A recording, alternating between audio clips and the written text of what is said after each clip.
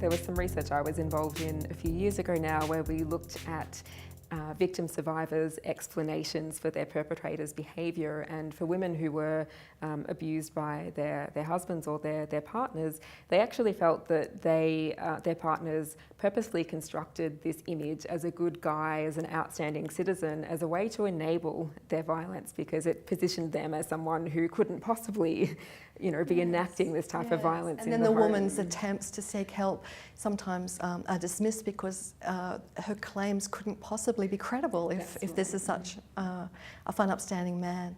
The reality of gendered violence is that it's very much part of conventional social relationships. These are not necessarily monsters who use violence and abuse and particularly coercive control in their relationships with their partners and other family members. These are not uncommon ways in which gender relations are played out, and that's a real challenge for cultural change, I think. Absolutely, and it really decontextualises, the circumstances in which men enact this violence. It does, sort of separate out this one isolated act from everything that might have come before, and often forms of violence that are quite hidden and aren't necessarily reported to police. So there's not that kind of record of what might have gone on.